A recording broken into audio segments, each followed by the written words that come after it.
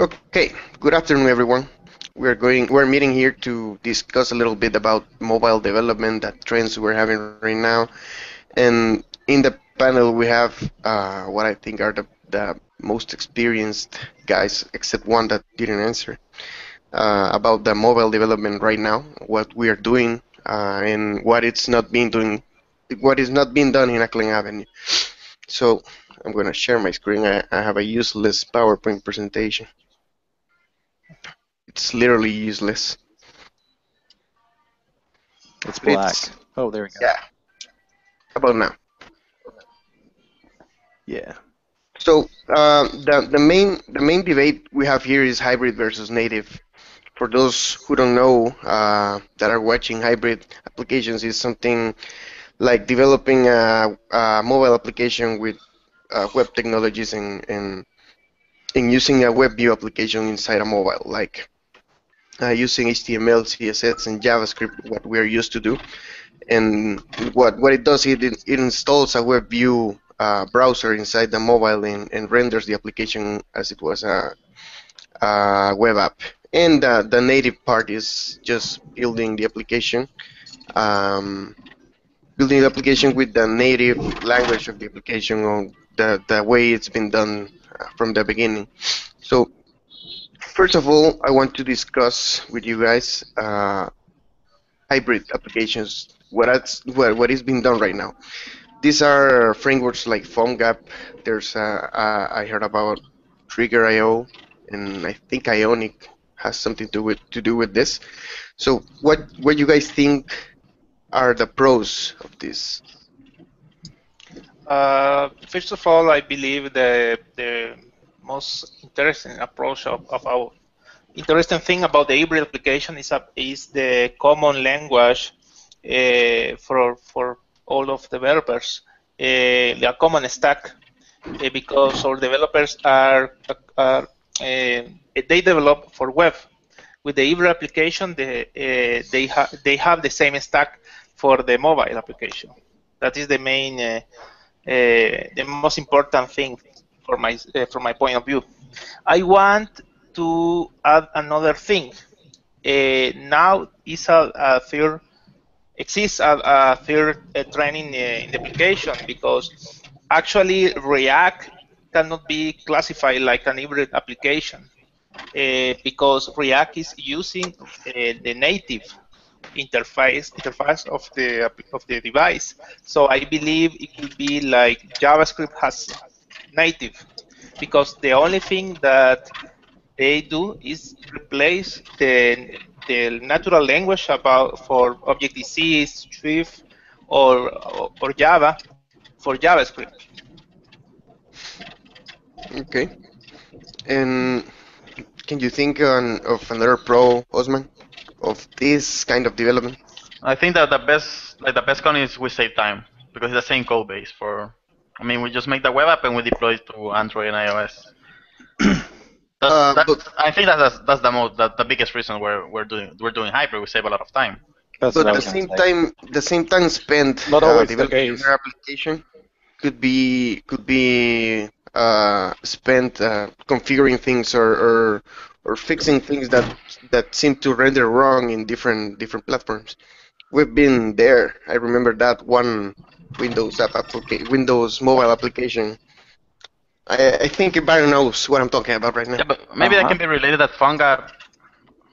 Maybe we can switch to another framework of doing hybrid. I have never used PhoneGap, so I don't know.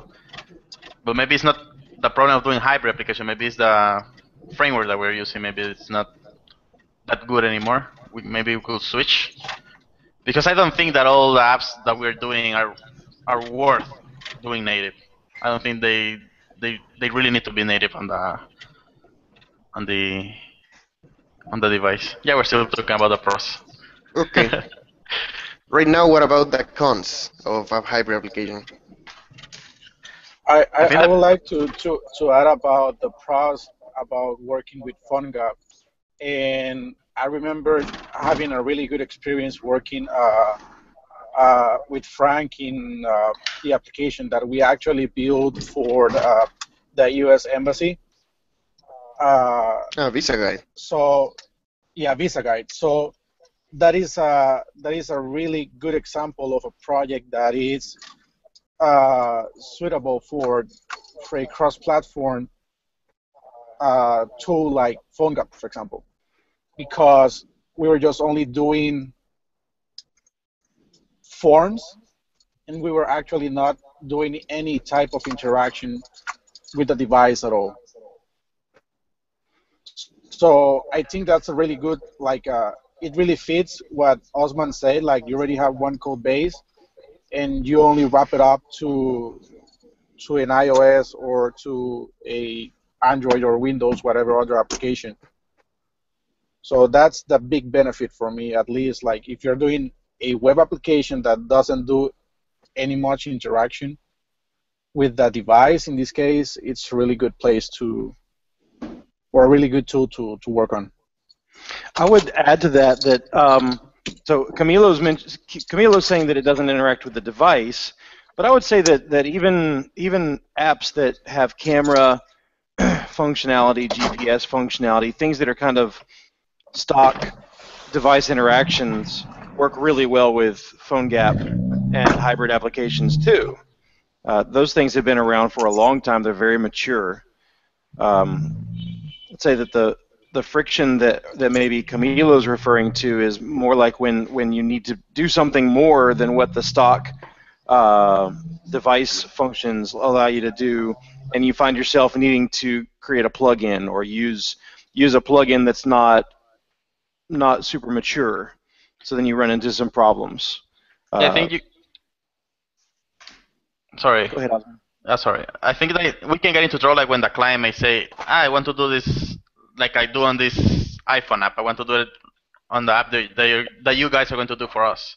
So I think that there can be a problem with the hybrid approach because maybe PhoneGap is not available, it's not able to do that, or a web app is not able to do those kind of stuff. But if the client just wants like a web application, they just wanted to run on their mobile app as a mobile app, I think the hybrid approach is the best. I don't think it's worth doing a native for Android, for an iOS project if the app is going to behave as the same as the web application. Yeah, I kind of want to add to hybrid apps is even though the functionality of the app could be simple, there are some things like transitions between views or something like that that kind of feels jerky sometimes if it isn't programmed like correctly or the developers don't have enough care about that, the app could feel jerky and have a poor user experience in the end. Yeah, like if you're using jQuery Mobile to do all of your animations, then it's going to look crappy. Yeah, but like exactly. you said just now, if you take a little bit of care as a developer, then you can make those animations and transitions look like they're native. Yeah, if you use CSS, it will look like native. You will have no issues. You can do almost all the animation with CSS. Because in the browsers in mobile devices right now, if you're using CSS animations, you're using the GPU on the device. You're not using the CPU. Okay. Any pros or cons left for hybrid? If not, it's not Objective-C. What? Huh? That's a con? It's not bad. I believe for finishing the hybrid application, the hybrid application has a future, but they are becoming more native with technology like native script and React is the third option that we have, I believe, because it's the future. In fact, Angular 2 will be very, very focused on being mobile first. And they are working with the team of NativeScript to conquer that. But this is a beta technology, and it's not something that we could pick up today and write application because it's beta. But maybe in 2 years, that will be a valid approach to follow. Yeah, what you're talking about is something that's been cross-compiled. So my first mobile app was actually written in C#, and I had it in the App Store in It's already been taken out because it's too old and I didn't do anything with it. But it was in the App Store and in the Android store. It was all done in C#. Because that was because of what is now called Xamarin. So that's native cross-compiled, where you create it in one language and it gets compiled down to whatever language is native on the machine. And you're right, it's definitely worth discussing because if you find a lot of benefit in being able to do it in that language or technology or platform, then you can gain those benefits without losing the native side of things, which I think is still even arguable. Yeah, I think like a long time ago, like doing native would be the way to go because like web development wasn't as good as it is right now. But right now all the frameworks are mobile centric now. Meteor even can deploy to iOS and Android immediately. You don't even need PhoneGap. And as Dante say, Angular 2 will be mobile first as well. So I don't. As time passes by, I think doing this hybrid approach will be better each time. Like it can only get better. Yes. Okay, native cross-compiled. Can you give me some examples of that, Byron? Some more examples. Me? Other than what you already said. Yeah, you're the CDO. Yeah, man. I got all kinds of examples. Let me just look up Google here. And I used to have a good list of apps that were written in Xamarin that are in the store, and I've lost the list. I know that pretty much all of Facebook's apps right now are done in React. Yes. Or at least maybe you guys can mention some of those. So Facebook is obviously very invested in React right now, and I think Paper. I really hate Paper as an app, as a concept, but it's a really nice app. And if that was done in React, and if I don't have to learn Objective-C to be able to create something like Paper, then yeah, I like it. Okay, so who knows other examples of things that are native cross-compiled? Native script. It's a new technology. Yes, native script. As far like apps that are written in that? It's not. It's like React, but with Angular. Well, the team of Angular are working with the team of native script very closely, but it's technology. It's basically use JavaScript and use the libraries, the native libraries, like React. It's the same concept in the end. Okay. Okay. Yeah, go ahead. This is a beta technology, but it's something that has future because Google, the Angular team is working. He's supporting it. So in the future, maybe in 6 months or 1 year, maybe we can revisit native script.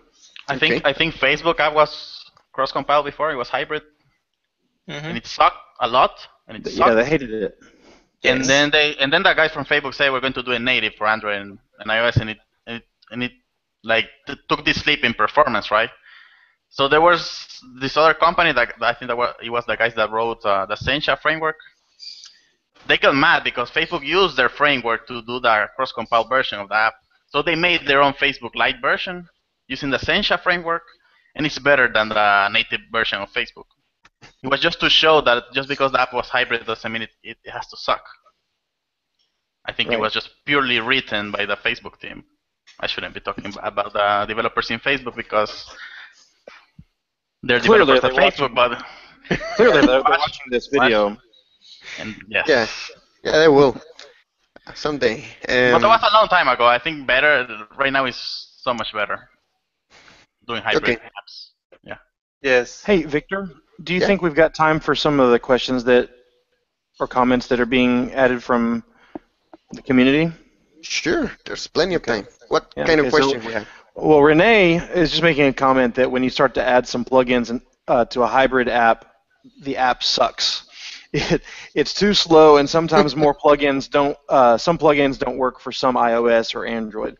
So you need to invest time in researching how to make that work for both or all environments. So any comments on that? Yeah, as I said before, there's sometimes that the time you save writing the one code base, you spend it anyways trying to configure some stuff to make it work right in the different devices. And I think this is where Rene was trying to go with this. Sometimes you have to use certain plugins or certain like third-party codes, and sometimes that's native, sometimes that's just JavaScript, or you have to read how it works and spend time researching, spend time testing if it works in the different devices and stuff like that. Because it's not something you did, it's something you have to check before you ship a product with third-party code. Yeah. Renee mentioned that a pro for hybrid or cross compiled would be that you don't have to learn Java, Objective C, or Swift to do mobile apps. You can, in our case, you could use C# or JavaScript. In other cases, you can even use Ruby to create to do cross compiling. Or I don't know if PHP exists for that, but it probably does, and they all want to kill themselves anyway, so we won't have to talk about that. And then there's also just Daniel mentioned that maybe you all can confirm this. Is cross compiling basically the same thing as what Java does when it compiles down to bytecode, or what C# does when it compiles down to IL? Yeah, it basically creates a middle code. For example, Java. What Java does is it installs like some sort of virtual machine that understands the middle code the compiler does, and just executes the app. That's why you can use the .jar in Linux and Windows, and I think in Mac as well. Okay. Yes, but the philosophy of React and native script is not to follow the role of Java, where when they say write once, run everywhere, but because that is not true. So both platform they allow you to use the native interface of Android and iOS. So you write in one language, but you need to write several times for each platform, but with one language and with with a single architecture. That is the gain, because you don't need to know deeply each platform. You need to know only the libraries and how to work with that. So you have maybe some shared code, but when it gets to the interface of the app, you are doing pretty much native or something very similar to that platform. Okay. Yes. Yeah, and I get that too. You don't always want an app to look the same on Android as you do on iOS. In the way back when Android and iPhone were very new, the designs were so different that it was just everybody would want to hang you if you tried to make one app that looked the same in both. In the past 3 to 4 years, I guess, that has changed a lot to where the lines are blurred so much, and apps have started to look more similar in both platforms. Now, with material design coming out, it's kind of going back the other direction. It feels like it's more correct to make them look different again. So either way, I think it's important that we retain skills to be able to make apps look different in different platforms. Cool. All Okay. right, Victor, sorry. Go ahead. Yeah, don't worry. I hear a lot of reacting. I know Osman has worked with it. I don't know if he has some comments before we pass to the purely native part of the discussion. I don't know, because React Native is really early right now. We shouldn't be able to use it fully on a project. So I think PhoneGap maybe is the best option right now because React Native is so like young, and you still need to know a little bit of Objective-C and Java for using React Native. I have a question, and probably sorry if I'm late asking that, but I was finishing something else. When talking about PhoneGap, now that Osman mentioned it, and Baron mentioned about these plugins, for example, uh, working about with the maps in the plugins, they both maps have different behaviors in iOS and behaviors in Android. Even though I think in Windows they both have different behaviors, different look and feels. I remember we actually had an issue with not an issue at the end. I think we handled it, like we managed to fix it. Um, and it was that it was different behavior because we were using those plugins, and at the end they were looking different. So I'm not sure at the end if working with those plugins at all can affect, because in some of the maps, in some of the devices, the plugin was actually not finished at all in this case, and was actually some like basic plugin, for example. So, and that's mostly like a cons, I guess, because if you go with a project that you actually need to target 3 devices like iOS, Android, and Windows, Oh, sorry. oops, you start getting those problems, for example, with the plugins.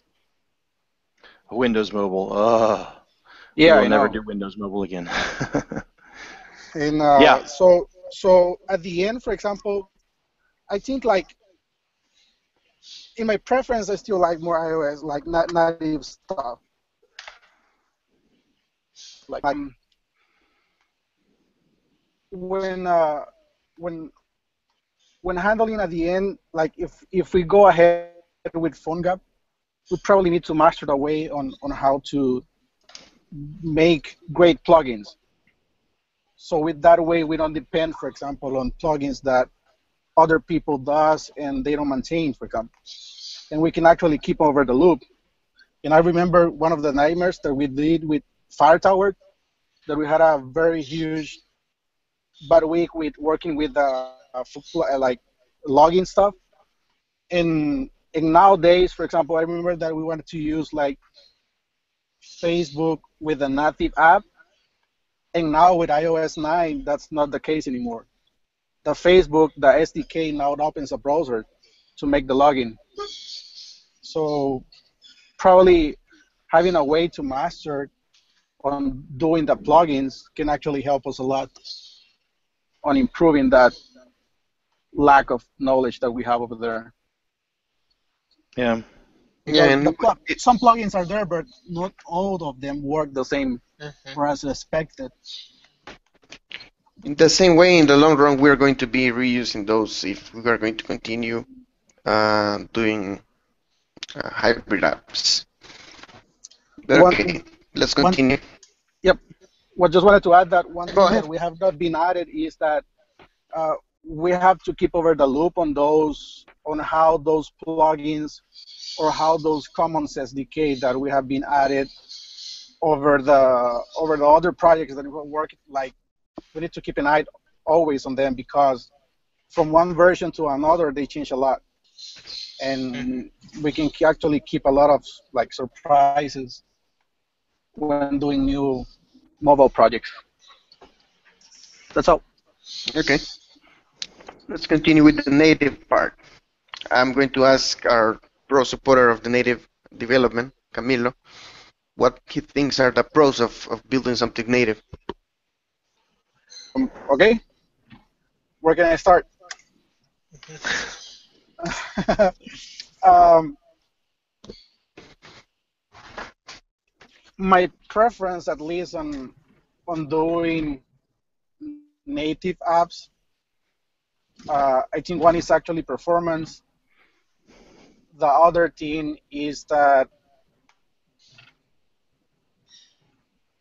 you can actually, at least for me, I think it's easier to create the interfaces in a storyboard and understand the workflow of a mobile project than having that created and only view it in Mux, for example.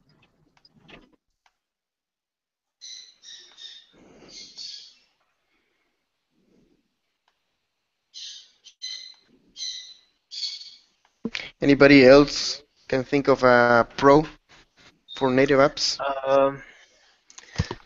I believe the native approach is more easy to follow when you know the both platforms, because I believe you can fix more quickly any issue that you can find, because you will have more support than on the hybrid application, because on the hybrid application you are depending on plugins, and they are poorly rated or poorly documented.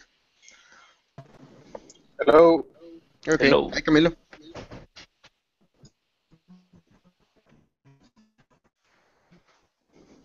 Hello. Hola. Camilo? Hello. Can you hear us? Hello. We can hear you. Facebook is watching. Okay. What about you, Osman? What do you think about native development?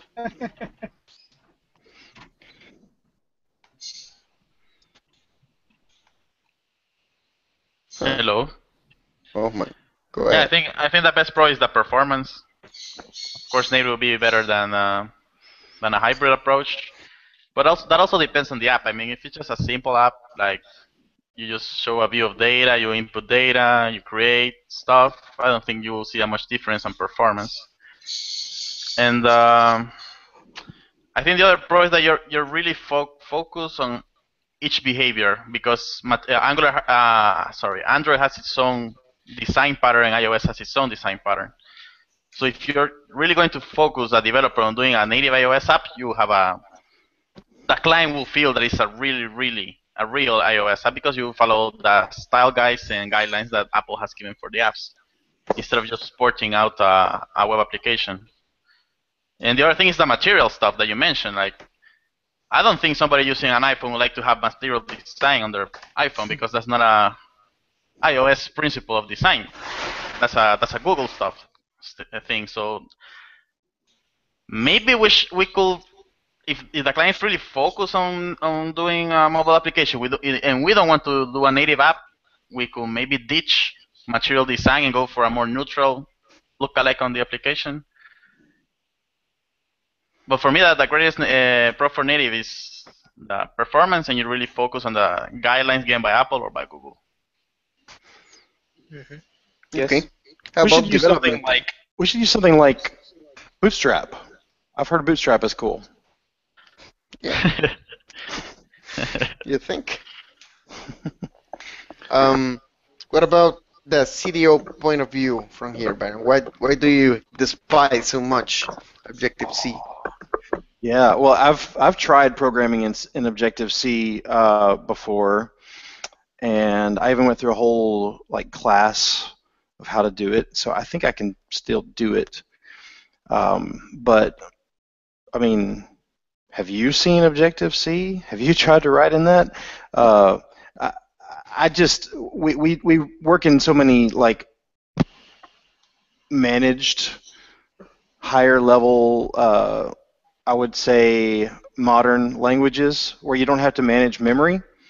And I used to program in C back when I was, I don't know, like 15 or 16, and I thought memory management was cool, but I also thought not being able to, I wasn't very productive in those unmanaged languages. So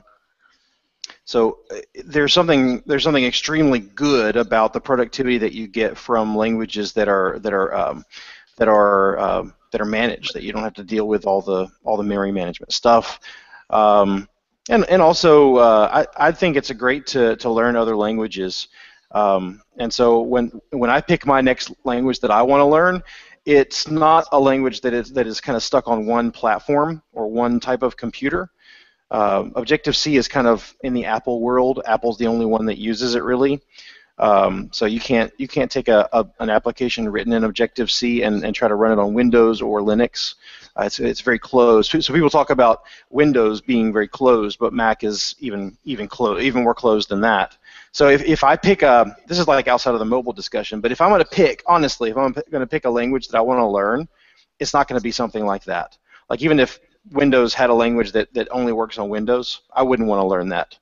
If I had to do it over again, I probably wouldn't have learned C#, knowing having my experience that I have now. I wouldn't pick C# because back then it was only able to run on a Windows machine. Now that's different now. But now I'm excited about learning something like Python or Go or something like that. I'm just not excited about learning Objective-C. So to me, a big con for native on at least iOS is having to learn Objective-C. Now, native on Android, no big deal. It's Java. It's basically C# in an old and busted feel.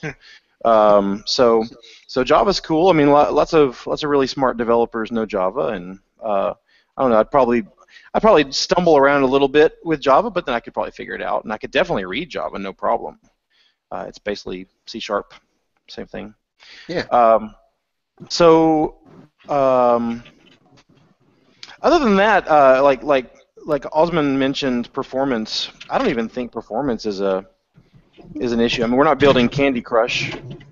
We're not building big, high-intensive graphics games. In hybrid technologies, we're building apps that like get a job done, that take in some sort of data entry, or that just pass information from one place to the other, and for that you don't need big performance, and B, I have a feeling if you look around, especially if you look around, people will say that that's not even an issue anymore. Performance might have been an issue before when the GPUs and the CPUs were smaller and less involved on these devices, but now these devices are awesome. It's like saying, well, I don't want to generate an exception because it's going to be too much load on a machine. But now the machines, we're not dealing with 386s anymore. We're on, I don't even know what they call them these days, but we're on fast machines. Anyway, that's the CTO. I mean, if you want another, I've actually got a little graphic I can show you if you want. Okay. The CTO, do you want to see it, or do you want me to leave it alone? Go ahead. Okay.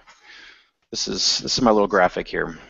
So this is native Android, day 1 to day 30. So we're saying it's an app that would probably take about 30 days to build if you're doing it native Android.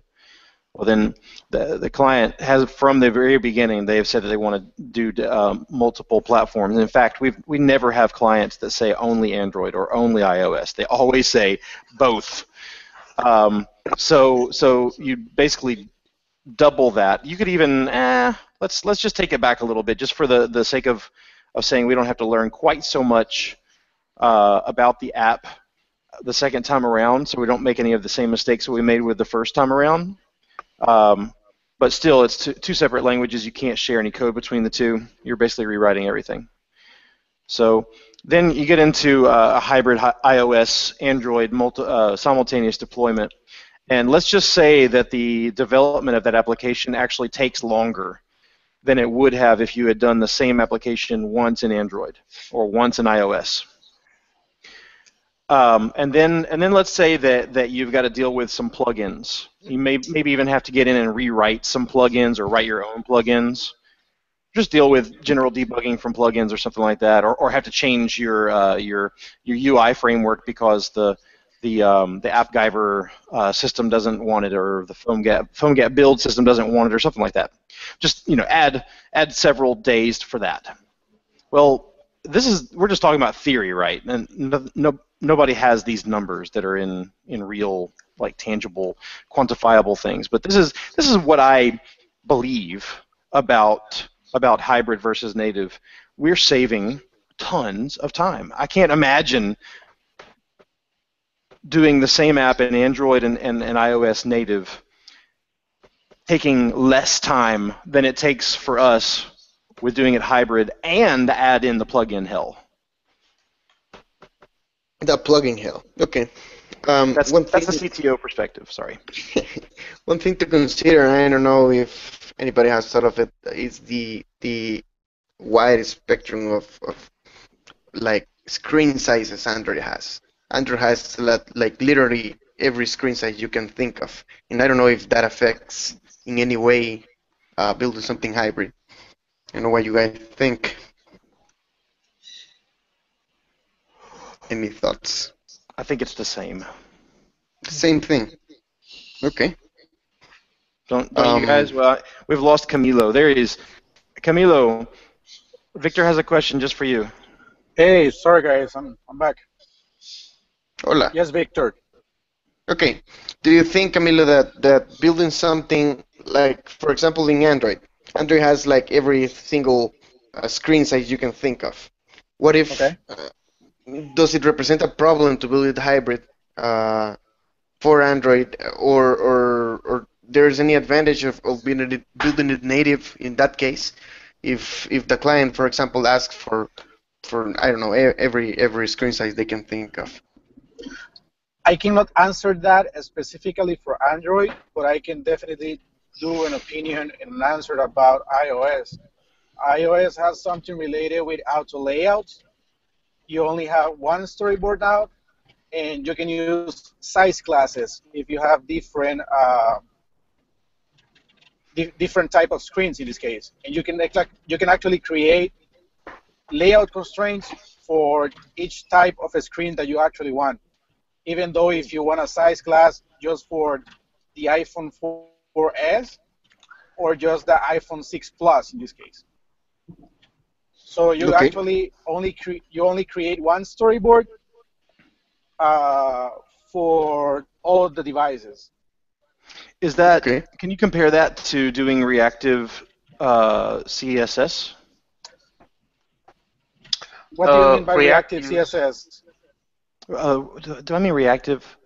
Like Yeah. Responsive. Like responsive CSS. responsive? It could be compared at the same stuff. The only thing with the CSS is you need to be aware on how the Chrome and how Safari works. So probably you will have to be adding a specific CSS for certain screens, like tablets running Android or tablets running iOS, because they don't have at the end the same browser engine. But I can actually consider it can be something very similar. I don't know. Doesn't it like Bootstrap, for example? You use Bootstrap, you set the size on the columns, like SM, small device, and you use MD for medium devices, and you use LG for large screens. So I think it's like the same. The problem is that people is not really used to, like, when using Bootstrap, they just said like call LG 6 as a class. And they don't care Yeah. about the mobile devices, so they don't set that call SM12 maybe, because on small devices it should be a 12 column div, and on media screen it should be a 6 div. They just set that 6 on the large screen, and they don't care about the small devices. And the same as the Angular material thing that we're using on Ackland right now, it's using Flex. But you can set Flex to small device screen, and you just put Flex small device in the class, SM I think it is, same as Bootstrap, and you set the size you want. So when you're on a small screen, it will it will get that class from the media query from the framework, and will look nice. So I think we just have to be careful when setting the classes using Bootstrap or using the Angular material to take into consideration how we want it to look on a small screen. I think problem with that is that it's not a problem at all. You can still do it, but for example, transitions and some native UI controllers from Android and from iOS have different look and feel. So probably that's the only thing we lose with building, like, I guess, something with pure HTML or JavaScript. I don't know. I think that's the reason why people is actually liking React, I guess, since you actually start build always like same stuff with different language, I guess. Yep. That is One- true. Yeah, one pro that I wanted to add, at least to native mobile development, is that actually that there are really beautiful and nice working continuous integration stuff. There's a lot of test libraries also. And the last stuff that I actually used it for UI automation for the iOS was actually the Amazon, the device farm. It's really amazing how that works. You can actually have support for different UI testing libraries. You actually only build the APA or the APK, for example, and you select the devices that you want to test off, and you actually test real devices, not simulators at all. And you can actually select different like countries, different languages. So that's really helpful when working with mobile devices if you're going to be targeting, I don't know, worldwide persons or users, I don't know. Cool. Yeah. Okay. I have a question for Byron here. Byron, can you think of a case where you, as a, let's say, as a CTO, as the CTO of the company, will consider building a native app for a client? Sure. Which one? If hell freezes over? No. No, before that. Okay. Who knows when that's going to happen? 30 minutes before. Yeah, right before that. It'll be an app that'll give me a spaceship to get away from the hell. Let's see. Maybe you're probably looking for an example or some sort of light at the end of the tunnel or something like that to know.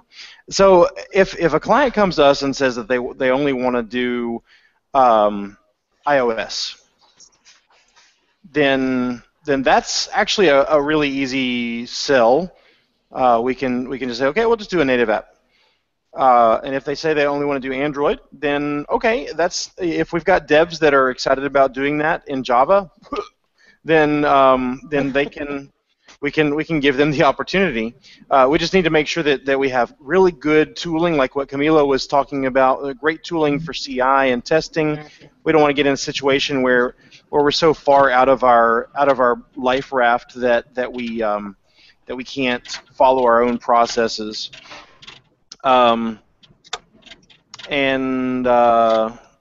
don't know. I think it really comes down to the devs. They've got to be excited about it. If we're gonna go out of our sweet spot, then we have to the devs have to be on board and they have to be excited about it. Otherwise, it's not worth doing.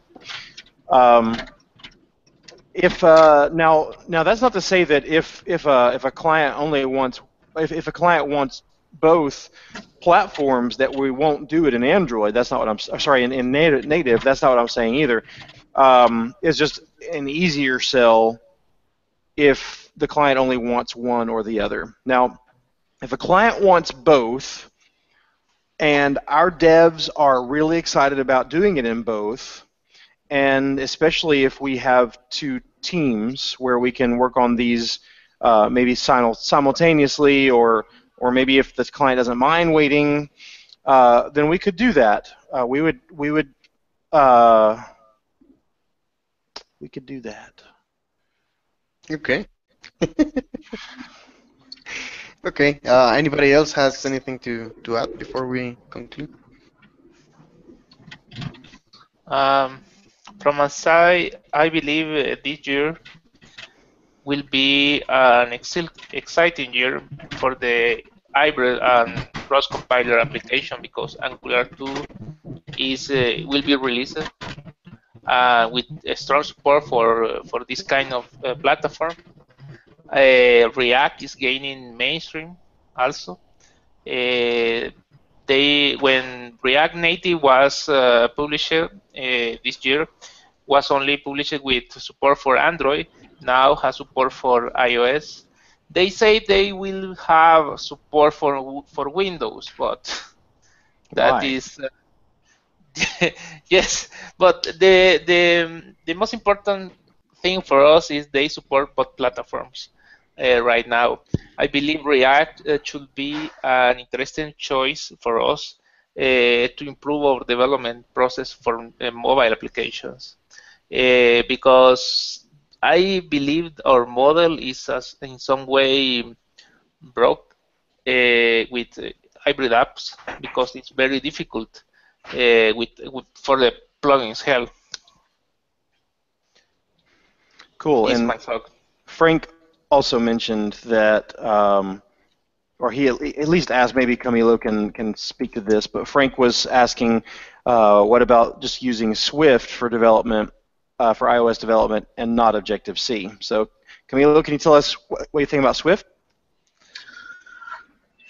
I see Swift more like a typed script language, and it's not hard at all. At least it looks like JavaScript, but it's not JavaScript. So if Objective-C nowadays, I think it's pretty easy to work if you are, because you don't have to be dealing with pointers anymore because you already have like the automated reference counting. So that's not the case, for example, that you're probably going to be doing with memory releasing and that kind of stuff. That's all like. So I don't feel the big difference at all between one of them or not. I have tried both already. Swift 2 is more mature. It's still like a new language at all. But and good stuff is actually, you can actually combine them. You can actually have a class built in Objective-C, and if you actually want to start doing only Swift, you can actually add extensions to that same class, creating a Swift class. Is that sort of like creating a plugin? Nope, it's not a plugin. It's the same class. The only thing that one is in Swift and the other one is going to be in Objective-C. They will share the same properties. Even if you have a properties defined in the Objective-C class, you are going to be still able to use it in Swift language. So cool. Whatever choice you decide is pretty good. Cool. Okay. Any other closing words, Osman or Byron? Nothing from me. Me neither. Okay. Just to conclude this, what I got from this session is that, well, we have several pros to several reasons of why we're building hybrid apps. Mainly because we save time. We already know that the technologies we're going to be using there. It doesn't imply go and learn something new. And even though we sometimes struggle with specific things like plugins or third-party code, it ends up still being faster. And we have several pros for a hybrid app. I do think that there are some cases where we should consider building native apps. I know there isn't a case yet, but there could come a client with an app that's something complicated or something that interacts too much with the phone devices, and that could get a little tricky. So there, I think, in my opinion, we should consider building something native. Otherwise, I think we're doing a great job. Even we're still kind of new, not as experimented with this as we are with regular web apps, but I think we're doing a good job. Anyways, I don't know if anybody else has anything to add. If not, thank you guys for coming here. Thank you for being in the panel, to the guys in the panel. Shout outs to Luis that dissed me and didn't come. Everybody send him private messages. Yeah. Everybody send him a private message, I don't know, call him names. Thank you all, and I think that's it. Okay. See ya. See See you guys. Bye. Bye.